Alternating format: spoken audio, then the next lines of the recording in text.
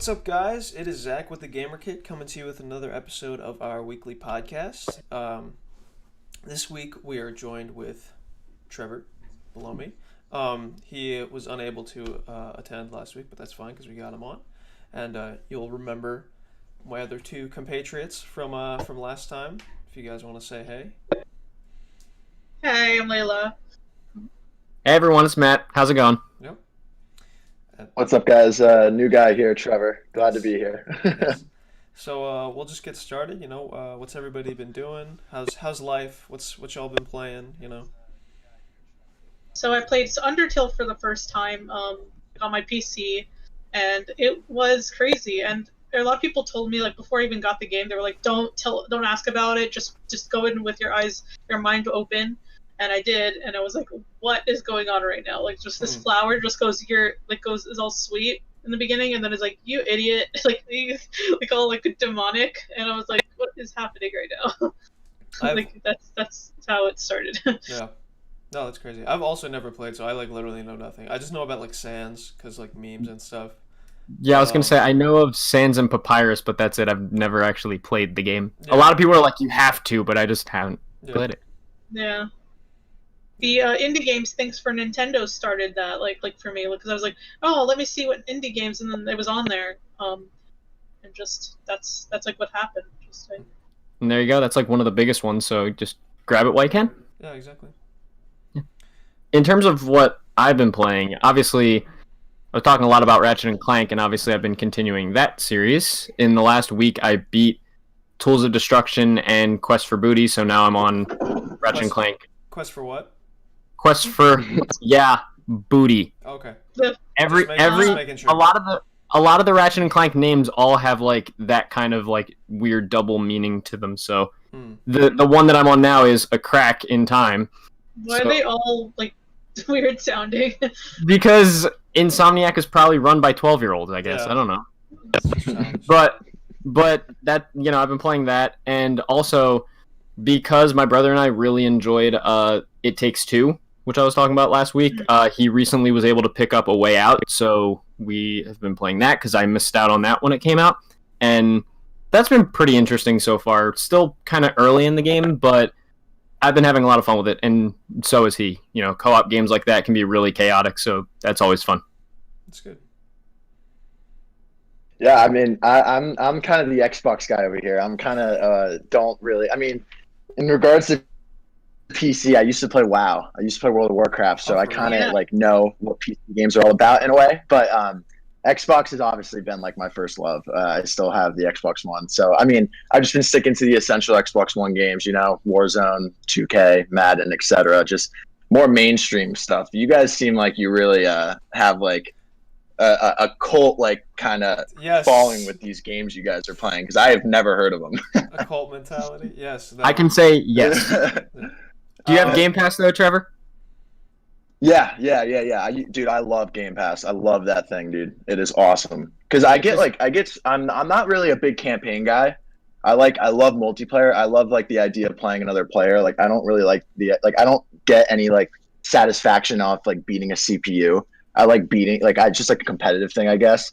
But yeah, I mean, I'm downloading like a game from Game Pass like like once a month. But my Xbox is like first gen, so the memory is really, really small. So I have like 4 games on my Xbox, so I have to always like keep on installing, reinstalling games. So you have a first gen Xbox One? Yeah, a 500 gig one. Yeah, I don't know. I don't know if it's it probably is. Yeah, because dude, Warzone. Oh my gosh, I wasn't sure. Updates on Warzone. I was gonna say I wasn't sure because I have a first gig Xbox One, but it's a terabyte one, so I wasn't sure if you have a 500 gig or a terabyte. I probably have a 500. It's really, dude. I think I have GTA, 2K, Warzone, and Battlefield 1. And I know Warzone is like, it's like 4 games. I mean, Battlefield and Call of Duty are a lot of memory in like themselves, but just like 4 games, man. Like, oh, I can't. Yeah, exactly. Like, I want more. It's nuts. I need more memory. You used up your whole system on Warzone. Dude, it's insane. I'm like every time, like, I mean, I think it's like once a week I'll come downstairs I'll turn on my Xbox like before I eat dinner. I'll just like have the home page like sitting in, and I'll go downstairs and I'll just see like a loading bar under the thumbnail of like Call of Duty. I'm like, oh my god, not again. I gotta text my friends like, hey guys, not gonna be on tonight. This is gonna take probably a month to install. Yeah, exactly. So ridiculous. See you in October. They added another couple like right? textures for like another 30 gigs or something. That's Exactly. What it is. It's It's insane. always like the texture packs, right?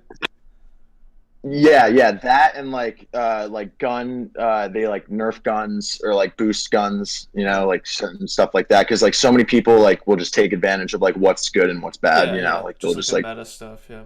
Some people just go so in depth about like certain details in a game. Yeah. So.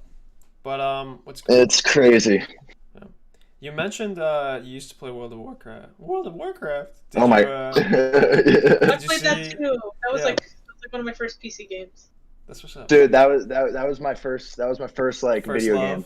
Like First love. Well, I never WoW. actually from GameStop. I never actually properly played World of Warcraft, but I remember being a kid, like sitting on my cousin's lap watching him play World of Warcraft. That game is just everything. I should honestly like bring my brothers aren't home, but all three of my brothers, we all played, and like if they were here, I would bring them in right now and be like, we all like tell us about World of Warcraft. Yeah, exactly. Well, I'm just saying like it's just a game that like I don't know, it brought so many like different like kinds of people, and I feel like everyone loved WoW, especially like in middle school. Oh, hey Rebecca. Hey guys. Especially in like middle school. Loving the hair. Thanks. That's the thing. I've been hearing about people like, I was late to the craze. I never really played the game, but I was reading all about people who had to go to rehab because they would play World of Warcraft like a lot, and I'm just like, wow. You get that big dopamine rush, man. I was like, I thought that I was obsessed with some of my favorite games, but that's wild. Yeah. Go to there's something Anonymous. about it. Yeah. Wow, Anonymous. It needs to be Hello, a I'm Edgelord128. I've been playing WoW for 15 years, and this is my first day. But yeah, the reason I wanted to capitalize on you saying that you played WoW is Jeffy boy left Blizzard. What's it called? I think after 19 years. 19 years. It's a real tragedy. Yeah. I don't, because I never was super into the big Blizzard game. Like I would watch people play WoW. I think I've talked to one of you guys about that. I was just always like super against monthly subscriptions, even like today. Oh yeah. And I like have money. I'm just like, no, I just don't want to pay like something like monthly for like anything. I think I'm just like a cheap ass. But yeah, so I never got into WoW. Never really got into Overwatch. Played Diablo 3 like a little bit. But so yeah, I guess it doesn't like hit as close to home for me as it does to like other people. Like I see people like going like crazy about it on like Twitter and stuff. Oh my god, yeah. But yeah. Yeah, I think for me it's I'm in the same boat. I've never really played any of the Blizzard games. Watching my cousin play WoW is the most experience I have. I've seen a few friends play Overwatch, and like I don't know anything about Diablo. I think more like when I saw that he left, it was more. I think it more just struck me because like, oh, this guy has had so much importance to the game industry, the genres, the types of games that he's helped create. So that's where it was like, wow, that's kind of like a big deal. Like this guy is big in the industry. It wasn't so much like oh no, Jeff. Like it was just kind of like, oh well, good for him. Congrats on. It was more like, oh, good for him. Congrats on a great career. Yeah, exactly. Right. Yeah.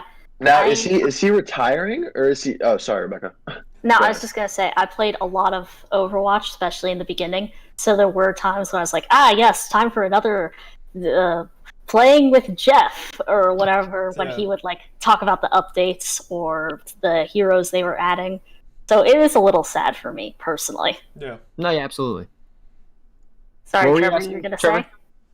I was just gonna say, like, so why do you guys? I mean, I don't know if there's a literal answer. Like, why do you guys think he left, or did he give a reason why he's leaving? Like, is he retiring? Is he just done with the business? Is he maybe starting his own, like, a new business? Like, well, is there a lot of word about that? Or Blizzard declined to comment. when Yeah. they were asked for their I was gonna news, say like- originally his statement just kind of sounded like he was just like maybe retiring or just done. Yeah. But I wouldn't be surprised if it's something more than that, because I've been hearing for a while that there's been a lot of like internal stuff going on at Blizzard that's not exactly positive. Like, I think I mentioned this on a previous podcast, but Activision recently absorbed Vicarious Visions, the people who made the recent Tony Hawk remake and like some of the Crash games. They absorbed Vicarious Visions into Blizzard to help make the Diablo 2 remake as well as Diablo 4, which is coming out, I think. And apparently people were saying that they thought Activision absorbed Vicarious Visions because they kind of want to like do away with a lot of the people that are at Blizzard at the moment. They want like a lot of new heads, wow. a lot of new Yeah. people there. So it wouldn't surprise me if there was something brewing that led to Jeff leaving. Yeah, I saw this report Yeah. that said they laid off like 150 like staff or whatever in March or something. Which is usually never a good sign for a gaming company. Oh yeah. What's it called? I don't know. The more I hear about, I'm hearing a lot of like whispers about like Overwatch 2 being like, just from like my friend group and from like people I've talked to, they're like, why do we need an Overwatch 2? So I think it's like stuff to do with that, maybe like worried about that not performing as well, and Kaplan might have just been like, I'm done with like dealing with whatever. Yeah, I guess that makes sense when you bring it up, because I guess I even thought about that. Maybe, again, I know maybe Rebecca, you could help provide a perspective on this, Yeah, for because you sure. mentioned that you played Overwatch, but I remember when Overwatch 2 got announced, I was like, okay, cool, but doesn't this game continuously get updates as it is? Like, what exactly would be the purpose of making a sequel? Again, there might be something I don't know, but that's why I bring up the question. No, because you're right. So the idea was that the sequel would include like a full story mode, which the current version only has like every couple of events. You get like a little bit of story content, but who needs it? Like, honestly, who cares? And also, they said maybe they would add something to like roll back some of the hero updates. So if like you preferred Mercy before she went all battle Mercy, or if you like preferred Torbjorn before the Torbjorn updates, stuff like that, you could like go backwards. But even that's just like, who really cares that much? Like, honestly. Yeah. Mm-hmm. Because that's all stuff like they could add that to the base game because it's a live. Yeah. Like you could just add in like a single player campaign if they were like really so like, Exactly. pressed about that. Like, No, but personally, they I want, think you could just they do, like, want a it to be $60. Yeah, exactly. That's yes. Yeah. like I was gonna say, I think like as someone who likes money, single player man. campaigns, that would be cool if the game had a single player campaign. That'd give me a reason to like want to play it. But you can't just patch that into the game or release it as like a DLC expansion or something. Yeah. Yeah, But I'm not sure that's what I it was would thinking. even be single player. I think it would be like you can play it with all your friends kind of thing. Like a co-op. Like a co-op kind of Yeah, thing. yeah. Yeah. But even then, I think Even it then, is you could just- still, you could just patch that in. Yeah. It It's does just ridiculous. seem like a cash grab. And I think like PR wise, it's not doing them any favors. I think people are like, no, I'm just not gonna buy the game. Well, because the servers are shared too, so they're not even getting new servers. Like it's literally the same game. Wait, really? Yes. Yeah. that's So you- weird. so, No, like, yes, you don't even- it's the exact same servers. If you own Overwatch 2, you will still be able to play with people who own Overwatch Original. Yeah. So what's the point? There isn't one. But see, this is the kind of problem I have with like these kind of things, because like whenever I hear like divided opinions on like certain news, I always think about the boardroom, like where like the meeting room that they're in, and like the guy pitches the idea, and they're like, "Oh, this sounds great." Yeah. Yeah. And then, All like, right. you know, it's All like right. So the here, last season of Thrones or something. Like everyone's just like, "Oh, this is great!" Like, oh, like it really. So I isn't. have an Like, who idea would think for- of that? Who greenlit? I have an this? idea, Like, guys. come on. We're gonna take Overwatch and we're gonna put a number 2 on it. Exactly. It's like with the Oh, yeah! where, like they flip it Yes! over, it's just a brand new thing. Like, Yes. but that's The, seriously like E3 that's honestly like what I meme. think though. Like, I just don't understand some people like who are in charge of stuff like that. Like, if it ain't broke, don't fix it. You know I what I mean? legitimately Like, it think seems that like- sometimes these companies come up with very bad ideas on purpose so that they can walk it back later and seem better and just do the thing were always gonna do, but now it seems like a good thing. Yo, That's crazy, just long-term actually. strategy. It's Yeah. funny you bring that Like a up long because con. we got news in that regard with Sony going to shut down the PS3 Right. store and then going back and saying, actually, no. Yeah, that's true. Now they get good boy points. So Exactly. Now they get good thumbs up points. And What- Microsoft, you got it with the whole Xbox Live Gold thing. Now, Sony, it's your turn with the PlayStation Store. Because I had heard the store was what's it called? Wasn't it going? It was going to like also remove your like downloaded files, right, or something. That's what I had heard. Oh, really? I thought I didn't- like that was a Oh. big thing because I feel like I thought that That's I could criminal. I could be totally wrong.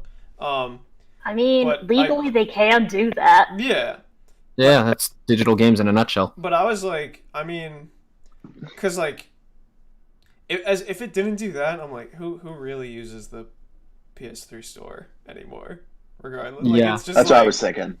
I feel like the problem most people have with them taking it offline is the like, and I as someone like this myself, it's kind of like a game preservation type of thing. Yeah. Like a lot of people, a lot of the games that are on the store are only on the store, or like that's the only way to get them. So like, I guess there was the ideology of, because the PS3, maybe not the newer models, but all of them are backwards compatible with PS1 games, and a lot of them are backwards compatible with like PS2 games, whereas every PlayStation since is not. So I feel like it's the ideology of don't take the store off the PS3 unless you can transfer its downloadable games and stuff like that to the 4 and the 5. Like, I feel like if all the downloadable PS1 games were on the PS5 store and all the PS2 games were backwards Yeah. Yeah, that's compatible what I and would be PS3 impressed stuff. with. Like if PS2 games were available on the store, I'd be like, okay. Yeah, exactly. Like I feel like if all the PS1 and 2 and like 3 games were available on the 4 and 5 store, no one would really care. They'd be like, all right, at least I could just download them on the PS4 or the PS5. But Yeah. because the 3 is like the only place to get them, that's where people were like, screw you, Sony. Yeah, Right. that's true. Yeah. Yeah. Yeah, I didn't think about it like that. No. Because I just wrote that in my notes here. I was like, I personally wouldn't close the store unless all the games can be properly transferred to new gen stores. Yeah. Eventually, we're gonna get something like that with like the 3DS online store. Like that's gonna shut down sometime. Oh, yeah. And there's not going to be as much a way to transfer those games. Like maybe you could transfer them to the Switch, but even then, it's like, I don't know. Yeah, has there been any news regarding like, I guess like handheld consoles from Nintendo, or are they just going like full on like Switch? Like, are they like stopping like the DS line of like because at least like for me, like I would prefer, even though a Switch is like able to like carry around and you're like able to carry around a tablet, I would prefer like something like even like a little smaller. So I think something like a DS works better for me for like just carrying around. Pretty much the idea. Bring the PSP back. Yeah, Bring exactly. it back. PSP, let's go. Yeah, I was gonna say the idea with the DS line being ended and stuff like that, because it kind of is. I feel like Nintendo is kind of just, in terms of console and handheld, the base Switch is their console, Right. and then the Switch Lite is their handheld. So it's just the same thing, but it's a portable only version. So that's kind of how they're treating it in terms of having a dedicated handheld only system. It's just a handheld only version of the Switch. How big is the Switch Lite compared to the base Switch? Isn't it like the same size? I feel like I've only seen it like in person once. It's I feel like probably the only difference is that the like obviously the actual the bigger Switch, the console one, it's the thing just we call them the consoles come off like the Joy-Cons. The The Joy-Cons yeah. detach, Joy-Cons but come now they off. don't. The hunks of And, plastic. they don't. Yeah. Yeah, And so I'm it's like not- a little smaller. I was gonna say I'm not good with size, so I'm gonna use my hands imagining if the Switch is this big That's in a pretty portable. big Switch, bro. I don't know, dude. I'm not good with this. I'm saying, imagine it's like, I don't know, this or something. Yeah. The Switch Lite's probably that. Like, it's probably only a marginal bit smaller. I think it's small enough that you can reasonably fit it in your pocket, but it's still kind of like big and it might stick out. Because to me, that's still like, I don't know. I feel like that's still, that market is not quite there. I feel like, in terms of like portable console stuff. Because that's like I feel like a Switch is the kind of thing that you carry around like a backpack with. But it's like, what if I don't want to like carry around a backpack? It's just exactly. Also, I feel like right now what's in the market is a lot of people who played like GameCube and NES, SNES, like the older Nintendo consoles. They have the Nintendo Switch Online thing for those people who want to play those games. So I feel like eventually, maybe they will bring those games back, like the DS games. right.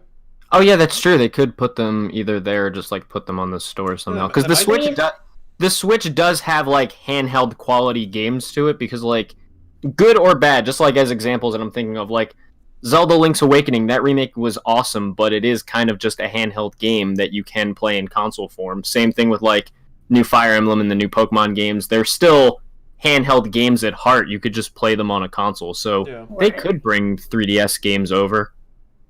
Or like, I don't know. Like with the DS, if you're on a subway, you take out your DS, you're like, yeah, I'm playing some Animal Crossing. What about it? But if you take out your Switch or even your Switch Lite, it feels kind of weird. I don't know why. Yeah. It's because it's so much. It's bigger. It's like big. It's I think literally just the size. I think. When I was trying to think of the size comparison without doing this, I think the example I gave for the Switch Lite size is that it's probably a little bit bigger than a PS Vita, and a PS Vita was already a pretty big handheld as it is. Yeah. What? Right. Wait. I'm thinking. No, never mind. You're right. No, the Vita was bigger. Oh, are you thinking of the flip up one that was like, yo, I missed the that PSP, thing. the PSP Go or whatever. I missed all the dumb different like tech.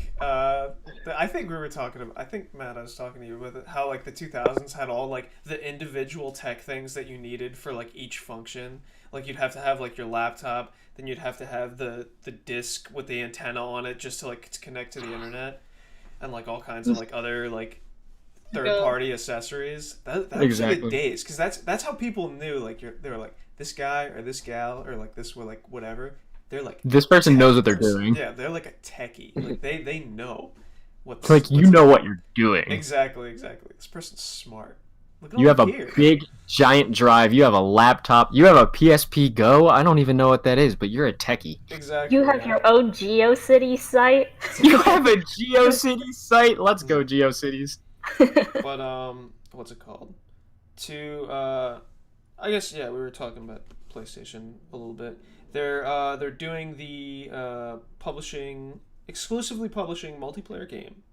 I'm just flat out rating this, so it's not gonna sound clean at all. No, you're fine. Publishing multiplayer game from Firewalk Studios, a team of former Halo, Destiny, and Apex Legends devs. You read what I wrote, so way to go. Exactly. Yeah, totally organic. Yeah. But what's it called? That's still because that's the same multiplayer game that we were hearing about, right? And no, that's a different one. That's another multiplayer game. The one that we were talking about last week. The one that we were talking about last week is Sucker Punch. Right.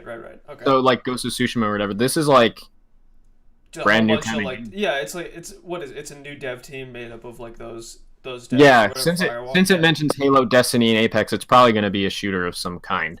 Imagine. I mean, it's just it would be so wild if it were like it's platforming. 2D platformer. That would be dope. That would actually be funny as hell. 2D platformer like battle royale from Halo. Yeah. But what's it called? No, yeah, it's just those funny. names. Oh, sorry. No, go for it, Trip. I was gonna say those names, man. Like those are big names. Like there's a lot of ambition behind that. Oh no, yeah, for sure. like especially because we all know Halo. Yeah. You know. Yeah. And then Apex Legends coming in with the battle royales, and maybe what was that like 3 years ago? Like 3 or 4-ish. Battle royale 4? 2017. It was like 2017 when it blew up. I wrote an article on the influence of battle royale. I should know this. There you go. No, but yeah, I that was just saying, pedigree those names, man. Like that's a lot of ambition. Yeah, that pedigree is really impressive, especially considering that this is going to be a multiplayer game, so it's like a service, and like these are games that these developers have experience with doing games as a service. I still am going to reserve a lot of judgment till I know what the game is, because in the context of As you should.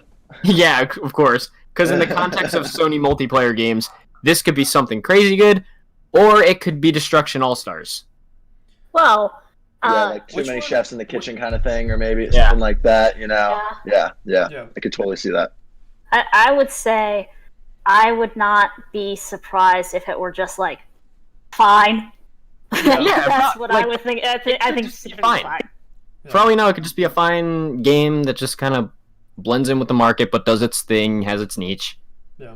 Mhm. Or again, worst comes to worst, it could be Destruction All Stars and just Yeah, which one is Destruction All? I saw you kept mentioning that. Because It was, whenever you're saying that, it makes me think of PlayStation All Stars. And I was like, yo, I love PlayStation All Close. Stars. How No, dare you? No, Slander Destruction All Stars is that new-ish. It's like a game where you're driving in cars and trying to destroy cars, but you also like run on foot to try to get to cars and stuff like that. Like a Burnout and like Rocket League mixture. Like Twisted Metal, kind of. Kinda like Did I not think it, like as cool. GTA type thing, like you crash cars? No, because you're in an arena. It's not like GTA because it's like arena battles and stuff.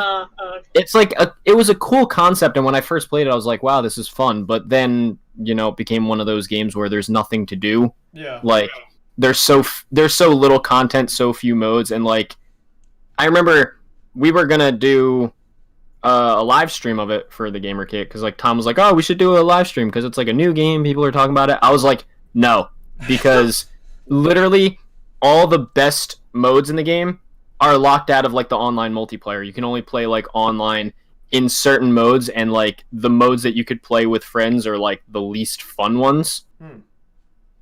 So they just really dropped the ball. It was one of those games that they made like for a month. They made it free with PlayStation Plus, and it shows why it was free with PlayStation Plus. Yeah. Well, that's great. So we got two Sony games that we know nothing about that they just decided to announce. It's so weird that they're two multiplayer games. It's so weird like, that they're. that's all we're giving you. But even so, that's so Wow. weird that it's They multiplayer. want to prepare us for E3 early. Yeah. Yeah. Well, because it wasn't. I gotta build up the Sony's- hype. Sony's last couple of E3s were kind of stink, right? If I remember Actually, theirs correctly. were like they were kind of fine just by way of the fact that they had like games that were in development for years that they just kept building up the hype for and then finally showing off. But like the other thing is they just haven't been at E3. Like 2019, they just weren't there. Yeah. Obviously, no one was there in 2020, and even now they released like the list of publishers that are gonna be at E3, and Sony wasn't on the list. So a lot of people were like, "Are they just not going to E3 again?" Like they're starting to do that, like march to the beat of their drum kind of thing. Yeah. Yeah, that's not surprising. Yeah. And it's so weird though that these are two multiplayer games because like these days when I think of Sony, I think of like super cinematic first like single player campaign driven stuff. So now I'm like, oh, they're jumping in on multiplayer. Okay. I don't know. Yeah, I don't know how it's gonna turn out. I'm sure it'll be. Yeah, I'm sure it'll be at the very least fine, like you guys were saying. Yeah. But I don't know. They have enough quality control to make it fine, but yeah. I mean, there's still this bias that, like, oh, Sony multiplayer, not good. Like, not even the games themselves, but also, like, the system of, like, friending and parties and so on and so forth. Yeah. Like, even now, it's still, like, it's not as good as Xbox, though. Yeah. Really? Well, actually, I've never like heard that. yeah. I've never heard that about like Sony being bad with like multiplayer.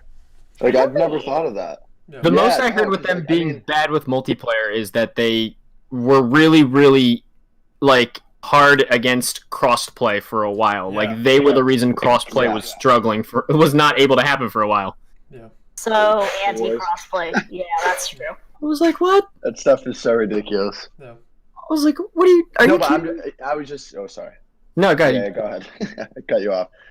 Well, I was just kind of saying, like, I've never heard that because I have so many friends who play PlayStation. They're always like, you got to come over to PlayStation, like, you got to join. And then my buddy just got a PS5 and he loves it. Yeah. So maybe, I don't know, maybe you guys are more referring to like the early, not before PS5 and stuff like that. But I don't know. I just, I don't know. I'm shocked to hear that. I I'm shocked. remember Like, I didn't in really think. the PS3, the UI, like for making friends and then joining them and then being in their games, like all of that UI stuff was so absolutely atrocious compared to what Xbox was Really? doing at the time, which Yeah. is like 2 button clicks. So like Yeah. the comparison there is so 'Cause like out of control. Xbox had the party Interesting. system, and PlayStation just like didn't.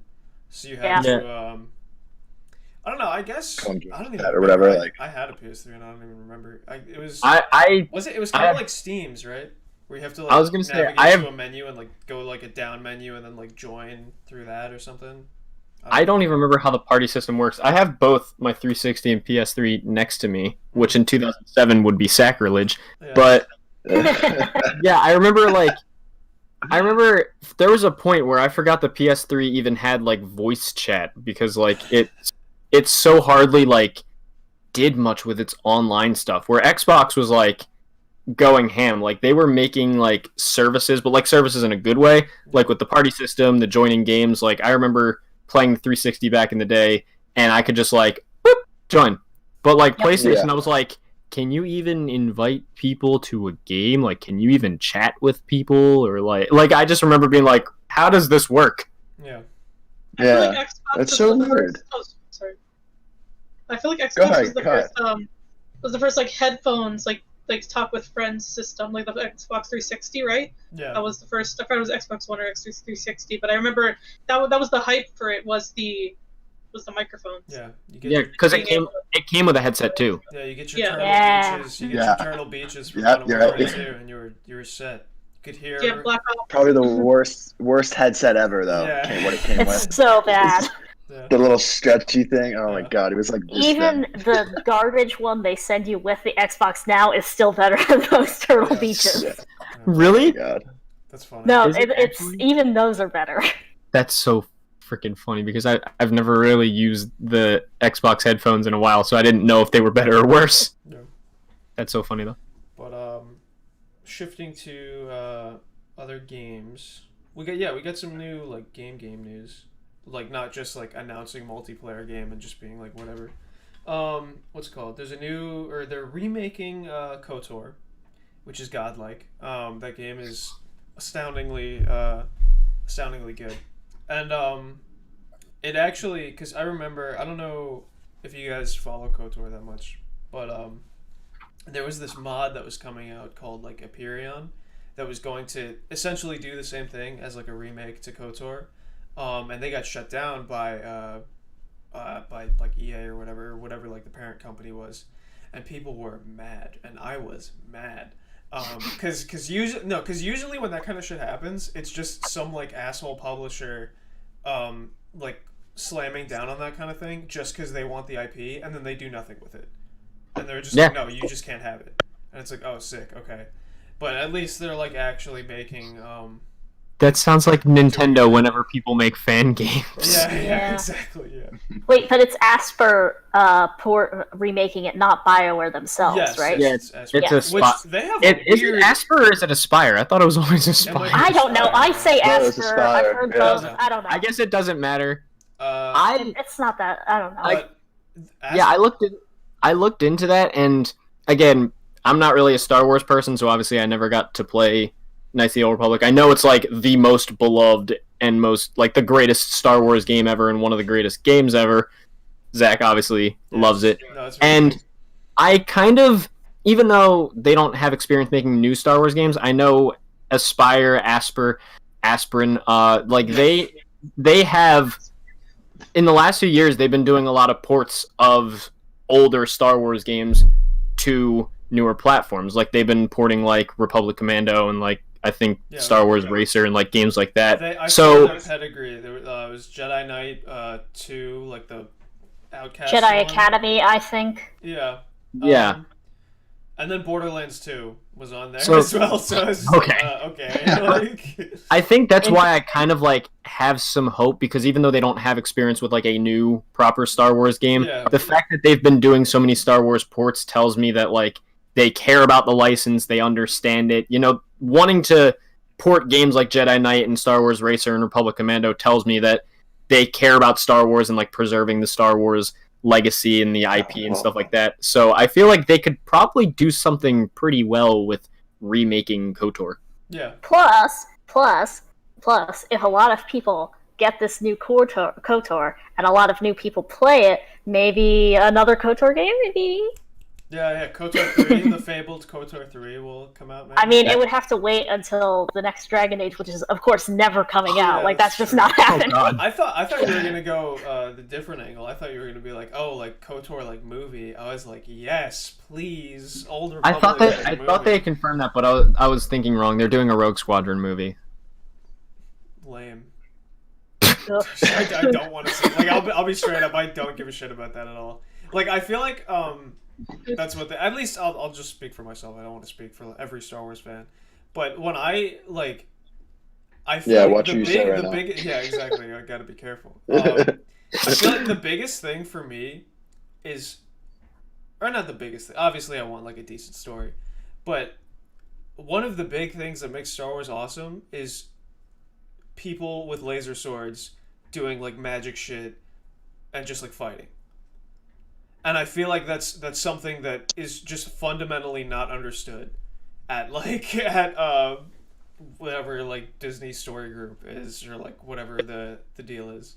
Because you look at I don't know if you guys have seen, but if you look at the BioWare trailers for like Star Wars: The Old Republic like MMO, those are like better condensed stories with more action and like more interesting than the movies, and that's a problem.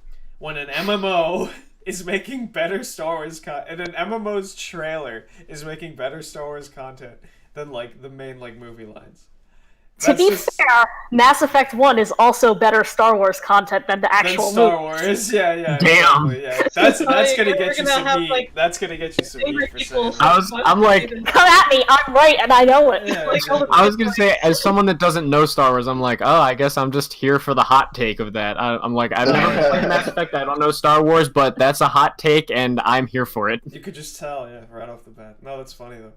But yeah, I guess that's why. I guess when you say it like that, again, I never really played the Rogue Squadron games. I know that they're like widely loved, but I guess that's why I get the perspective of not wanting a Rogue Squadron movie, because again, maybe I could be dead wrong, but aren't the Rogue Squadron games more space battles and ships, and therefore they wouldn't be lasers and swords and stuff? Well, no, there's a lot of another big thing in Star Wars is they love like the space battles and stuff. But again, like for me, the core of Star Wars, even like despite the space battles, was always just like Jedi and like Sith type beat, because that's clearly made like the overarching theme, like just from like the beginning. Well, I think sorry, Zach, I don't mean to cut you off. No, you're fine. You can finish your thought. I think we see it like Star Wars. It's what you guys say, like it's all about the Jedis and the Force powers. Like I think fans, obviously, we want to see more of that, but we kind of already have. So I think, especially you're seeing it with The Mandalorian, and you're seeing it with all these other shows. I think they want to expand, and they're trying to show different sides of the galaxy and like different areas of like the world that they're in. So I can definitely see their motivation. Not saying I'm with it, but I don't blame them for trying to reach out, cast a wide net in a way, just like creating all of these side stories and products, stuff like that. Like, I mean, if you look at The Mandalorian was so successful, it was ridiculous. And I don't know if you guys watch it, but it's like one of my favorite shows still going right now. Yeah. It's awesome. It's awesome. Yeah. I've only seen bits and pieces. Great. Yeah. No, it is good. And I think like what they're doing in Star Wars, like what they're doing there is real, like especially at Disney, like what they're doing with expanding the universe. Like they have the Boba Fett series coming now. Like they're just expanding on all of these characters that more people want. And I think a lot of people have like favorite characters, whether it be like Luke Skywalker or like Mandalorian or Yoda. And I think if you're going to make a product about one of those characters, you're guaranteed to grab a certain amount of people who gravitate towards those characters. Yeah, for sure. So I think I definitely commend them and tip my hat off for them trying to expand and stuff. But I'm kind of with you guys. I don't think the Rogue Squadron is that appealing, but I definitely can see their motivation. Yeah, that's true. I don't know. I just, what's it called? In terms of like stuff we've never seen, I'm more referring to the fact that, and again, to go back to those like BioWare trailers or whatever for like the MMO, that's like straight up like a war between like thousands of Jedi and like thousands of Sith. Like to me, I want to see like that kind of thing on screen with like heavy like choreographed action, like really like nice like fight scene, not just like the dancey shit from like the prequels, but like like actual like stuff.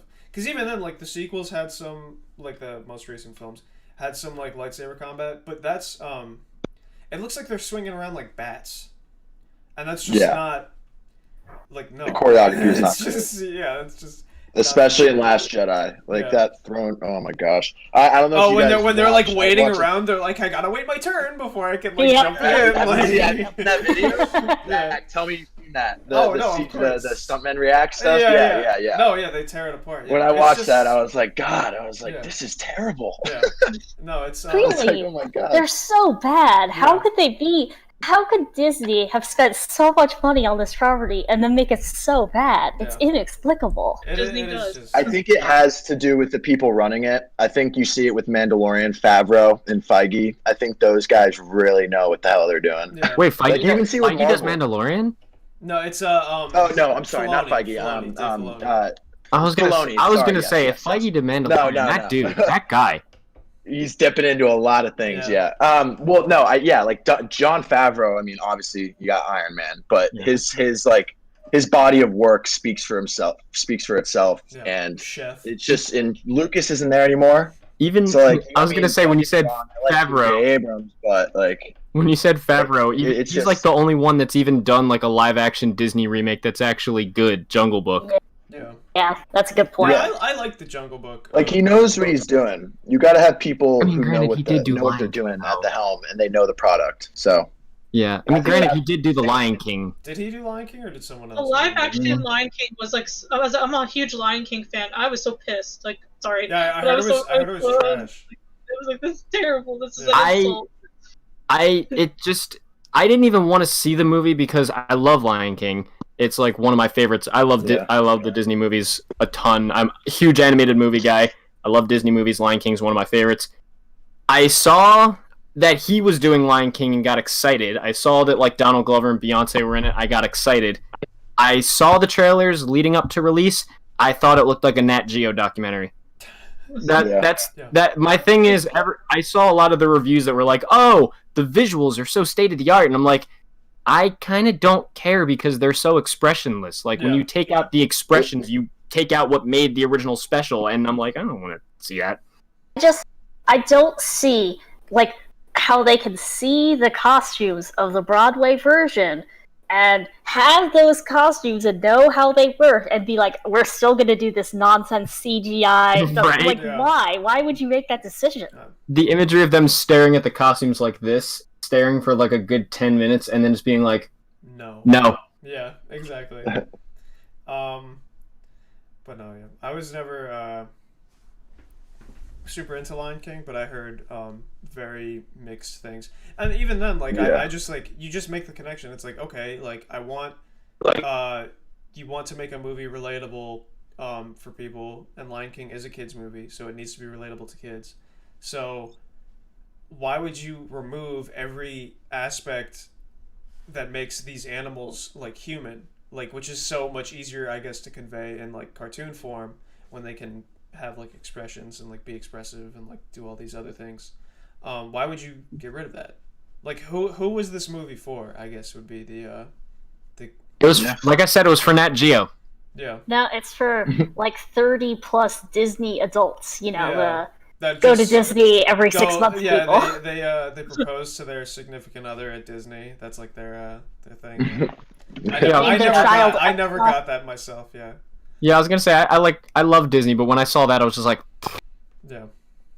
But what's it called? They try and do too much sometimes. I mean, I'm a huge Disney guy. Love Marvel, love all that stuff, but they really they gotta kind of push back, stay in their lane. There you go. There you go. Oh, did anyone finish? I know Falcon and the Winter Soldier. Falcon Winter Soldier. Anybody? I loved it. Oh, dude, I really liked it, man. I really thought it was good.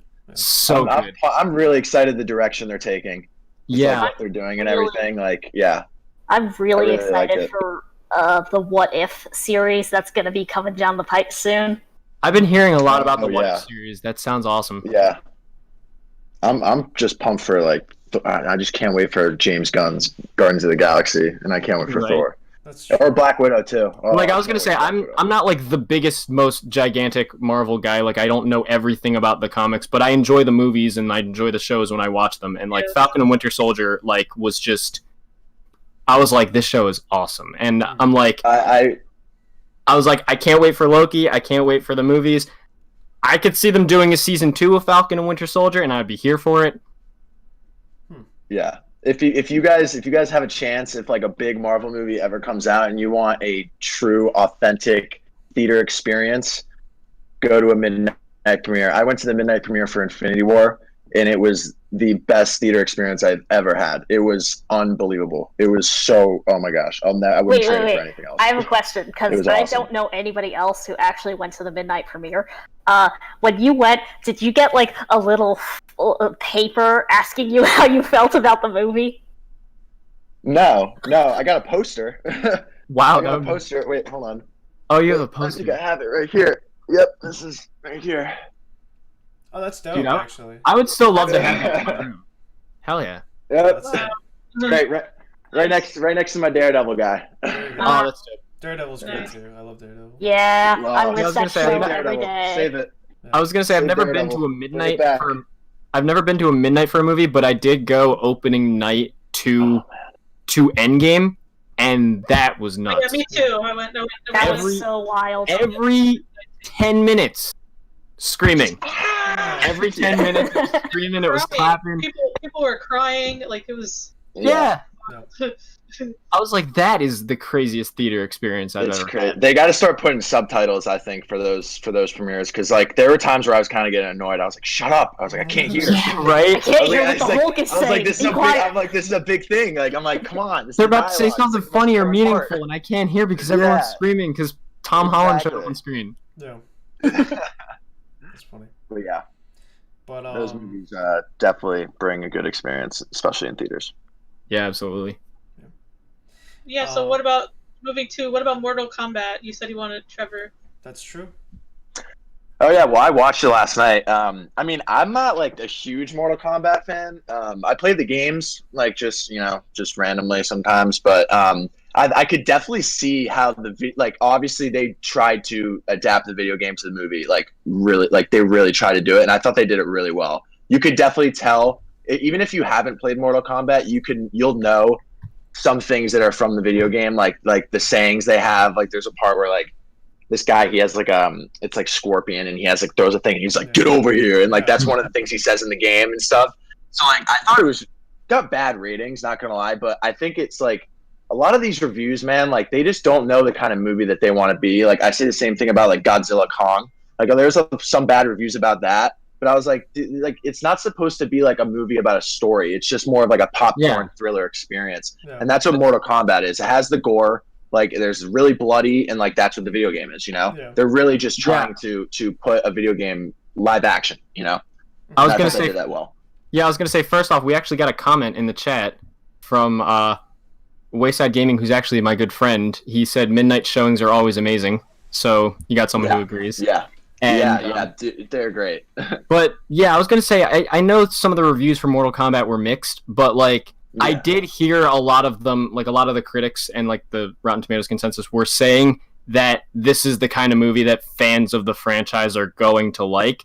So when I saw that, I was like, well, then I don't care if it gets like a 50 or a 60. I'm like, it's what the fans want. And I remember when I saw the trailer, before it even came out, I had my skepticisms. I was like, is this like, because when I think of Mortal Kombat, I think of like bloody and like limbs coming off and all this crazy stuff. I'm like, how are they going to be able to do that in live action? Like, I feel like it would be weird. Oh, but it's then, there. but Trust then I me, saw yeah. the first trailer where the dude's like arms get blown off, and I'm just like, Yeah. well, I was like, well, boot, meat, mouth, like, Yeah. prove me wrong. Yeah. And now at least hearing just like that it's good for the fans, I'm like, well, good. That's what I want to hear. I want to hear that it's something that the fans are going to like. I always say that when it's something, no matter if it's a movie, if it's a game, whatever, if it's something that doesn't appeal to me, the thing I always think of is how are other people going to react to it, or how are the people that are into this going to react to it. So hearing that it's exactly what the fans wanted and it's good for the fans of the franchise, I'm like, all right, cool. I'm like, glad to hear it. That's awesome. Yeah. And I always, and I'll say this, like, like video games being adapted into movies, I'm always skeptical about it. Because it's like, are they going to butcher this? Like, how are they going to do this? You know, like, are you going to stay with the story? Are you going to change up the characters? And I always think it's interesting to see how the director or the writer puts in their kind of style mixed with the video game and stuff like that. Right. I'm always a huge fan of like books being adapted into movies. I think that's so good because you have like a foundation of writing. You really do have like, you have the story, you know what it is. There's a concrete, literally a guide there for you to follow. So I think that's always good to have like a guide like that. But I don't know, like, how do you guys feel about like video games being adapted into movies? Do you guys feel skeptical about it? Like, did you guys see the Sonic movie? Or most of the time they stuff like that. But yes, I totally agree. I think I talked about this once. I feel like the one video game movie that I saw that I actually unironically really enjoyed, and I know it's like kind of a meme pick, I really like the Sonic movie. As someone who grew up with Sonic. I do like it, yeah. As someone who grew up with Sonic and played a lot of Sonic, it basically was everything I wanted it to be, plus the endless pasta bowl at Olive Garden. But I think my thing is video games are so tough to adapt to movies because really, I mean, it comes down to different genres, but I think of like before Sonic was the movie, I was like, that seems weird because a lot of platformer games are kind of inherently light on story, so you gotta have to like compensate. And I think I brought up this point with my friend who commented in the chat about like when Assassin's Creed got its movie.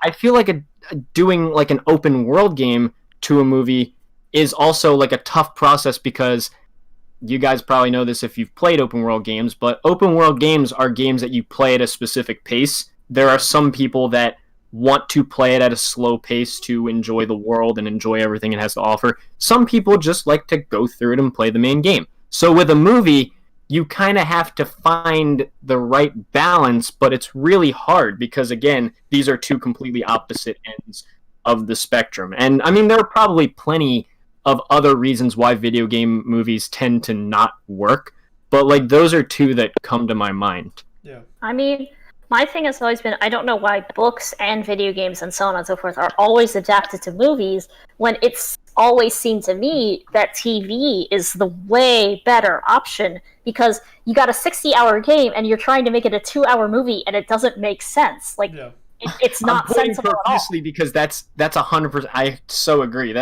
I think that's what helped. For example, I think I'm trying to remember. I'm sure there are plenty of other games that are TV shows, but I know a lot of people love the Castlevania show, and I feel like that's even. This is me going into my nerdy niche territory of like games not everyone knows, but there was they were going to make a Sly Cooper movie, but then they canceled it and said they were going to do a TV show, and I remember when I heard it was a show, I was like, great, because even if Sly, like, no matter how deep it is on story, I prefer they take the TV show approach because especially if it's a big game like Assassin's Creed or like a God of War or something like that, you want to have enough time to build the characters, the world, the story, stuff like that, because the games are already long. So I 100% agree with you, Rebecca. I think TV is like the way better route when it comes to adapting a game. I mean, we've seen another good example of that's Witcher too. Witcher, I was gonna say Witcher, like on Netflix. Yeah, like that. I think that is like a very.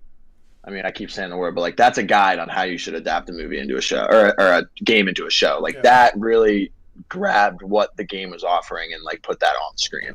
I think I did that really well. Also, and then who doesn't love Henry Cavill? Could you guys imagine if that had been a movie real quick? Because already people were very confused by like the timeline jumps, and they gave you some time to get used to that. If that were a 2-hour movie, it would be unwatchable. Yeah. Oh my god, yeah. Mm-hmm. Absolutely. Well, it's I think with the show they're going more off of the books from The Witcher. But I know there's in terms of like the look and stuff, they have like gotten a lot of inspiration from the video games. And Henry Cavill himself says like the way like Geralt kind of like moves and like talks and stuff. He took a lot from the video game because he's a very avid gamer himself. So yeah, and he's talked. I've seen him in interviews talk a lot about how he loves The Witcher 3. So yeah. I feel like even if they did the book story, they still wanted to kind of, like you said, get the aesthetic of the game. Yeah. Yeah, exactly. Yeah, I feel like the books, like you take the books for like the bones of the TV show, like that's kind of like the foundation, and then the body is just the looks, the optics of it, and I think that's what they focus on with the video games. Yeah. Right, absolutely. I mean, you could kind of tell that the story is kind of, at least for now, taking a second place because I think it was the director literally said that they forgot to age up Yaskier in the later episodes because they forgot it should be like 30 years later. Yeah. Oh shit. Yeah. No, I was wondering that because almost I guess Yennefer would look the same because she's, like wizard. Sorceress, yeah. Yeah. And Geralt, how long did Witchers live till like they're like I think Witchers live until they die. So they're just immortal? Like Thank you. I think so. Yeah, like I think they're like kind of Loki. Like how old is oh god, what's that guy's name? What's his name? The old trainer guy. Yeah, he wasn't in the show yet. I know who you're talking about though. Yeah. How old is he? Like 400, something like that. Yeah, they're like because I don't think they live forever. I think they just live for like several hundred years, like 500 to like 600 years or something. But yeah. But I think usually like a werewolf or something kills them before that. Exactly. Their life expectancy is rather short given their occupation. So, but yeah. Layla, before we go, I know you wanted to talk about the Mario Kart stuff. I'm just surprised that. Well, also kind of not surprised at the same time. The Mario Kart World Tour, because I think it's one of the worst Mario Karts that's out there, compared to Mario Kart 8 and the one for the Wii. I agree. Those are the two better ones for me. But I can see why it hit that much, like 200 300 million. It's 200. Yeah. Because it's like a pay to win, not play to win. Like you have to pay money, and it's back to what Zach said.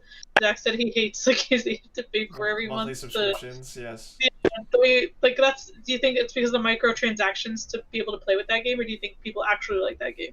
Well, I wrote something in my notes here about that because, like, obviously before we do any of these, I get the headline and I like to write a few things that I kind of point out. But I think that the game hitting like 200 million downloads and like getting all that money, I think it's one of those things where even if a lot of people have complained about the game and don't really like it, Layla, you and I can agree it's not a very good game. It's something where I think that it serves to show that Nintendo's jump into mobile is good for people because it provides like an entry level way to play their games. Like, you don't have to go out and buy a Switch to play Mario Kart 8 Deluxe. You can just play Mario Kart on your phone. And I think that's why, I don't think we talked about it on here, but I think that's why Niantic, who did Pokemon Go, is going to be doing a Pikmin game for phones. So I think that, like, it's showing what this tells me is not that, this was a not liked game, but people just keep playing it. It's more that just, it's like, for the average everyday person who might not be as into Nintendo as like Layla or myself or someone like that, it's just an entry level way to play the game or get into the series. You don't have to shell out a bunch of money for a console, you could just play it on your phone. Right. Yeah. Plus I do know people who had never played an Animal Crossing game played Pocket Camp, and that got them to buy a Switch and play New Horizons. Yeah, same. You could say that. You could say it with that. You could also say it with Fire Emblem Heroes, which came out for phones. It's again, we said it before. Even Pokemon Go is like that. Yeah, Pokemon was like that summer. 2016 was one of the best summers because of Pokemon Go. Yeah, like all my friends are like, let's go find Pokemon in the middle of the street.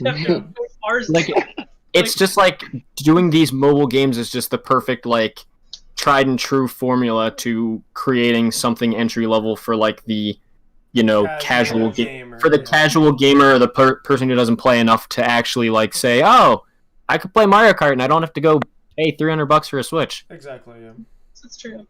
Mm-hmm. That's good. Still an inferior product though. So Oh God, Yeah, yes. absolutely. Like I said, I tried to play Mario Kart. I tried to play Mario Kart Tour, and I was like, Yeah. like this Unbearable. Oh my god. Even for like 5 timing was minutes perfect. while crossing the street, just unbearable. Yeah, exactly. Sure. Yeah, but speaking of, sorry, one more last thing. Just Sure. Mario Kart 8 is supposedly the second or the most most played game from Nintendo in the next to something else. I forgot what the actual heading was. But that shows that Mario Kart is probably still one of the best games out there. For Nintendo and just games in general, everybody will play it. If you ask most people our age, they'll be like, "Oh yeah, I played." That's one game that everyone's like, "Oh, I played Mario Kart." So it's just one of those easy games to play. Even when the Wii U was struggling with its sales and stuff like that, Mario Kart 8 was still far and away the highest selling game on the system. And now it's on the Switch, more people can play it, and I can't speak for everyone, but personally Mario Kart 8 is probably 8 or Deluxe is my favorite of the Mario Kart games, and it's just one of my personal favorite games. So it's hearing that 8 Deluxe is one of their most played games. I hear that and I'm just shocker, because it's a fun game. Right. Yeah. It's really enjoyable. A lot of people love it. Now it's on a system that that a lot more people are getting. A lot more people own a Switch than they owned a Wii U. It's kind of just the perfect formula. Yeah. yeah. Yeah. When I used to work at the arcade, that was the go-to game that I'd recommend for people, or for groups of 4 or whatever that would come in. It's well, we got Mario Kart, and they're like, oh, okay, because everyone has either played some form of Mario Kart or they've heard of it, so they it resonates with them in that way. But yeah, it was always an easy sell for me, so I would gravitate toward that. You kind of see why. Well, Nintendo... I was also. You can go ahead. I was gonna say, you see why Nintendo sticks with those IPs and doesn't go with the forgotten ones like 1080 snowboarding. Oh, yes. Are we? Yeah. That was a really good segue. That's nice. This is a great segue. Yep, I learned from Tom. He does decent segues. Yeah. So is that a series, or was that a series? I guess previously. Yeah, 1080 snowboarding was one of the big original snowboarding games that came to the N64. It was I want to say it predated SSX even, and I know there are a lot of old school gamers that are 1080 snowboarding is still better than SSX and Steep and a lot of the other snowboarding games that have tried to do it. Is it more serious than Tricky, SSX Tricky or whatever, or no? I don't think it is. I remember I have it on the virtual console on my Wii, but I haven't played it since I was really, really young and couldn't really appreciate it. So, how is I've not heard mixed things about the VR. How have you guys tried it, or? I own a PlayStation VR, and how is it? Do you like it? Would you recommend it? I honestly have to say, well, right now, no, because they're working on a new PSVR headset, so I'd say wait for that. But in general, I do recommend VR. I actually think it's really, really fun. I was one of the people, I don't know about the future, but I was one of the people that I was very skeptical about VR when I first heard about it. I was like, oh, I feel like this is just going to be when they tried to do motion controls or whatever, and it's not going to be as fun as that. But then I played Super Hot at a friend's house, and I played Super Hot's the go-to. I played Super Hot. So good. I played Super Hot, and then I played Skyrim VR at a friend's house, and I was just this is actually cool. And then I got my own VR, and I play Super Hot, MLB Home Run Derby. That's a smaller one, but it's still fun. Yeah. And it's really cool. Even in MLB Home Run Derby VR, I'm going up to bat at Dodger Stadium, and it actually genuinely feels like I'm at Dodger Stadium. Looking around and stuff. The lights are so cool. You see everything so perfectly, and that's why personally I got excited for this snowboarding spiritual successor in VR, because I'm that just sounds like such a cool thing to put in VR. The only sad part I have about it is that it's right now seemingly exclusive to the Oculus Quest, and I'm like, look, I get console exclusives, and I've talked about this last week, but I don't really get the idea of VR console exclusives, because how are you going to tell people they have to pay for multiple VR headsets? Those seem more they should come to everything. I feel they're not established yet enough. Like you got to kind of establish yourself more, and then you can start making like those kind of demands. Yeah, exactly. You know, like still pretty new. If you think that it's going to be a good game, I will buy this snowboarding game on the Quest because I do have the Quest. Oh, there you go. If you think it's going to be good, how are the graphics? Are the graphics like they're not like because I've seen videos, I've seen the Skyrim VR, and like I mean Skyrim's not great graphics in general, but it's the best you can get. But like, how is the Home Run Derby graphics? I mean, it's not like MLB The Show level graphics, but it gets the job done. It's one of those things where like you play it in VR. I'm not going in expecting that it's going to be like a 4K like super high quality texture thing, but like it does what it's supposed to do. And I think what's more impressive graphically is not so much like how the games look. Like they don't look like a God of War level graphic thing, but more that like in VR the scope of the world is more realized, and that's kind of the cooler thing about it. And I know that the new VR, the new PlayStation VR is going to be like much higher resolution than the last one, so obviously that'll probably help it in the future. Again, I don't know, Rebecca, you can help me out here. I don't know what the graphics are like on the Quest. I don't know if they're any different over there, but for the most part, they like, it's not, but it gets the job done. Say somewhere around like 720, but most of what I play is like Beat Saber, so graphics don't really matter for that at all. Yeah, that's true. Beat Saber. I also do play Beat Saber if you get the chance. It's so fun. Yeah. It's pretty much. Fun. We mentioned Super Hot, but Super Hot and Beat Saber are the two like entry-level VR games that you just like. Those are the first things you try, and those are the things that sell you on VR. Yeah, that's true. Still not going to pay $500 for a console. Oh, of course. No. Yeah, you don't need a like. I was gonna say you don't have to like pay $1,000 for a 50,000 megafart computer and then $500 for the headset. Exactly. But it's more like if they can make slightly better versions of it that are more affordable, the sky's the limit. Then go for it. Yeah. Because like even like I haven't gotten to play it and I really want to, but I've heard a lot of people say that Half-Life Alyx is like crazy mind-blowing in VR. So I'm like, honestly, like those games can prove that like VR is really, really cool. It's just that they need to be more affordable. They need to like maybe just do a little bit better in terms of like graphics or like maybe the amount of wires.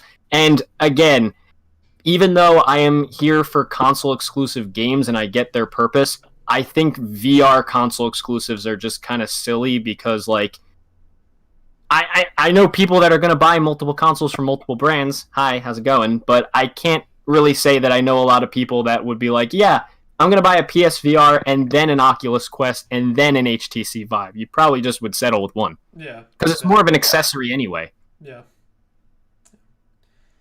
But yeah, I think on that note, I think we're good for this week's episode. So I'd like to thank everyone who came by, hang out with us. I'd like to thank my fellow team members for their input on everything today. And yeah, I guess we'll see you all on the next episode of the GamerKit podcast. Now, I hope you guys enjoy this like split second of seeing my Discord and stream overlay. So let's do that real quick.